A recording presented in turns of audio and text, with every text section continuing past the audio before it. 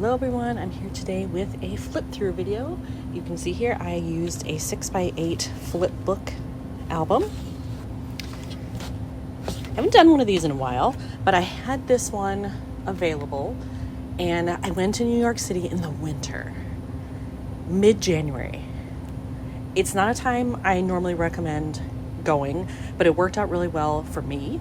The weather was actually really decent when I was there, and then like the next week is when that big storm hit where it was canceling flights and the streets were a mess and all that jazz. So luckily I missed that.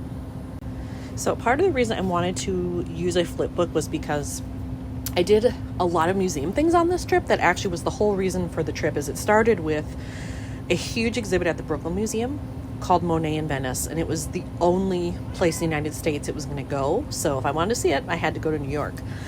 And then a bunch of other exhibits started getting announced, and I'm like, whoa, if I go, I can see all of these at once. And so I planned the trip. Sorry if you can hear my cat, she wants attention. So I knew that I was going to end up doing a lot of collages for this because I don't need 50 layouts of art. I mean, I love it, but I don't need that. And you can kind of see here, or let's do this. You can see how full it is. So I probably could have fit a little bit more in here, but I don't want to. I feel like this is a solid representation of the trip. And to be honest, this is not one I will probably keep forever. After a year or two, I probably won't look at it that much. And I am very likely to take the pages out and use them for something else. I'm just keeping it real. I'm not going to keep all these albums forever. I don't have room for that, and I don't want to burden my family with all this stuff when I die. So with that lovely positive thought, let's get into this album, shall we? And we'll see how long it goes. I may end up doing it in 2 parts. This is my opening page. I used a 12 by 12 sheet of paper and cut it down, and I think I've used it twice now, and I have at least one other piece of it that I can use. But clearly it's for New York, so I didn't have to do much here, which is awesome. I just used a label I had that kind of matched some of the colors in here, and then I decided to go with kind of a lilac alpha here to match this stuff. And again, you know, I love purple, so anytime I can use purple, it's a good time. So I put those stickers on, and that was all I needed for my opening page. So this was a rarity. I flew into LaGuardia. I generally don't fly to LaGuardia. I fly to JFK. That's my preferred airport. I have flown to Newark a couple of times, but I really prefer JFK. The transportation is just easier. But this time I had got a really cheap deal to go on Southwest, and they only fly to LaGuardia. So that's the LGA there. And it was actually kind of fun because I hadn't been in there. I think I was in there once or twice since the whole remodel happened. And I got to see more of it this time. It does look really good. The reason I just don't prefer it is simply the transportation aspect. But look how great it looks. Gotta give them that. I loved this. And then they still had Christmas decorations up, even though it was January 12th when I landed. So I did still get some of that. I also did one holiday exhibit thing that was still going when I was in New York as well. So I got a little bit of that in the airport and in another exhibit. So I basically just hopped on the bus, did all my transportation stuff, got to my hotel, dropped my stuff, and I was starving by that point. And so I'm like, you know what? I need to go have brunch before I start the rest of my day. And so I went to the Viand. This is a great place on the Upper West Side. It's literally 1 block off Central Park. So if you want to go into the park after, it is a great stopping point. Now after this, I needed another bus to get across the park because I was going to the Met, which you see. So basically I was going from the Upper West Side to the Upper East Side. The best way to do that really, if you're not going to walk it, is by bus. It goes across the transverse in Central Park. So that was my option there.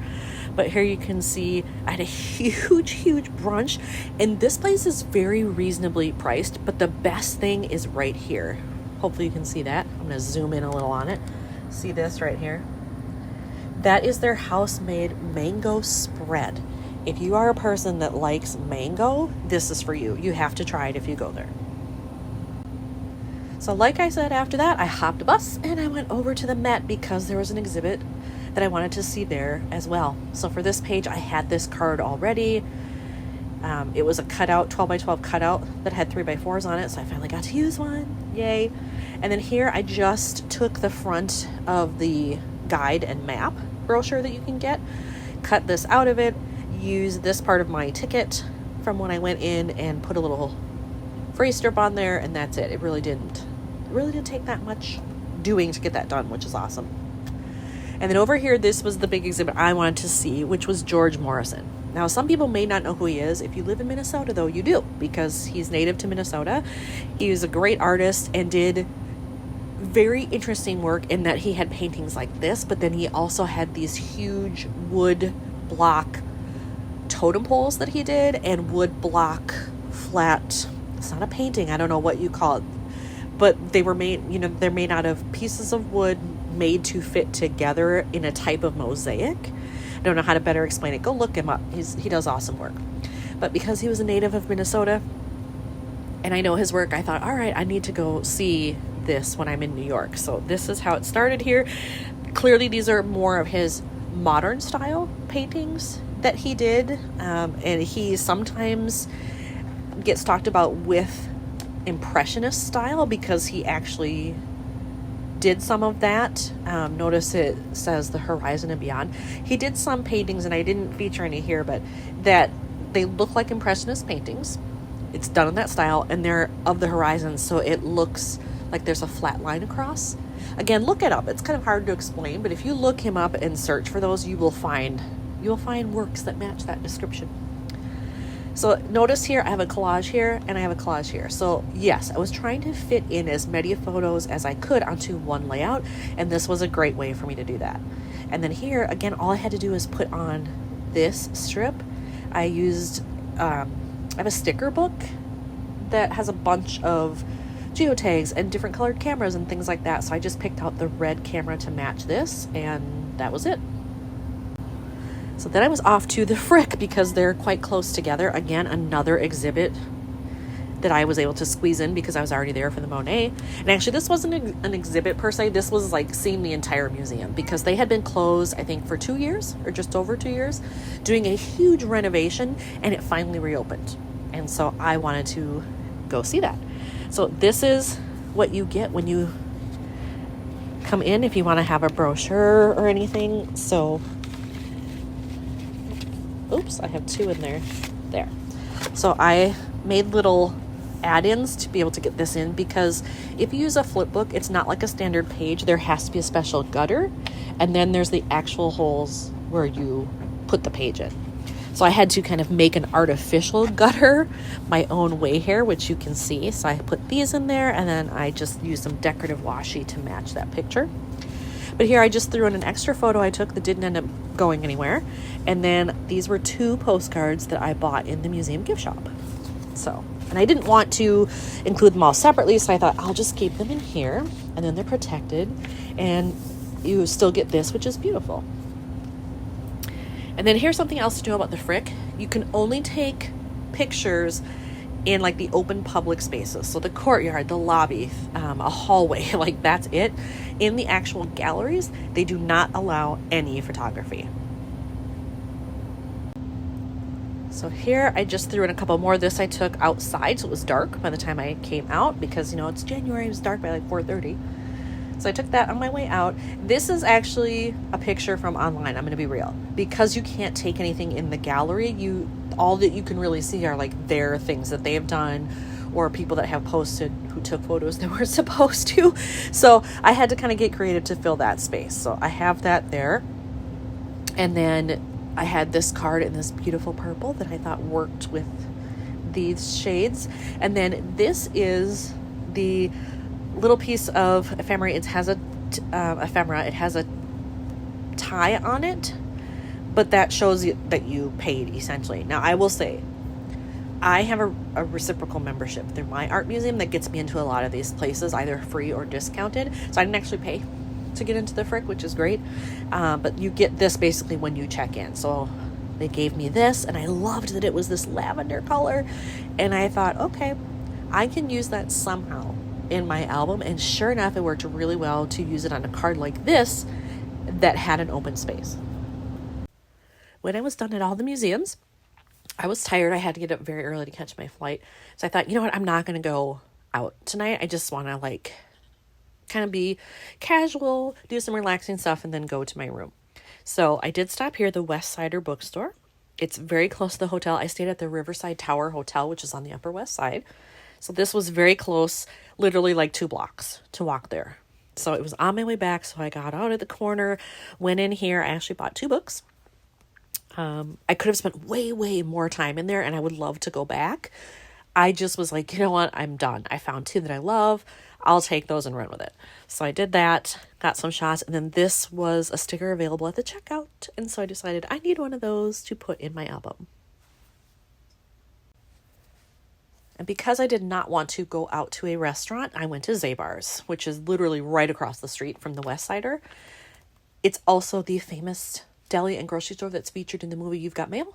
So if you love that movie and you go to New York, you can go right into this deli and grocery store and buy stuff. So I chose to buy things I could actually just eat that night or then keep in my room. So all of these things, like, I ate right away because they'd go bad, obviously. But then I had this granola for the whole time I was there. So it was perfect to have a little bit in the morning, have a snack, whatever.